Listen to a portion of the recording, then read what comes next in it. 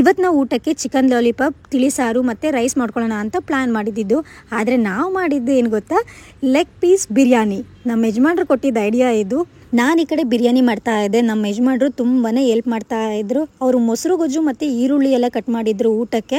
ಬಿರಿಯಾನಿ ಎಲ್ಲ ಮಾಡಿ ಆಯಿತು. ಇವರು ಬಿರಿಯಾನಿ ಕಾಂಪಿಟೇಷನ್ ಮಾಡೋಣ ಅಂತ ಹೇಳಿದರು. ನಾನು ಬಿರಿಯಾನಿ ಕಾಂಪಿಟೇಷನ್ ಅಲ್ವಾ, ಸರಿ ನಾನೇ ಜಾಸ್ತಿ ತಿಂತೀನಿ ಅನ್ನೋ ಕಾನ್ಫಿಡೆಂಟಲ್ಲಿ ಒಪ್ಕೊಂಡೆ.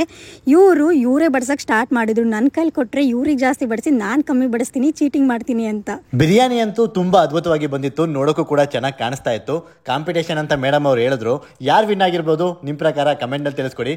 ವಿಡಿಯೋ ಮುಗಿಯೋದಕ್ಕೂ ಮುಂಚೆ ಇವಾಗಲೇ ಕಮೆಂಟ್ ಹಾಕಿ, ನೋಡೋಣ ಯಾರಿಗೆ ಸರಿಯಾಗಿರುತ್ತೆ ಅಂತ. ಈ ಗ್ಯಾಪ್ನಲ್ಲಿ ನನ್ನ ಹುಡುಗಿ ಇತ್ತೋಗೊಬ್ಬ ಅಂತ ಅಡುಗೆ ಮನೆ ಕಲಿಸೋದಕ್ಕೆ ಪ್ಲಾನ್ ಹಾಕಿದ್ಲು.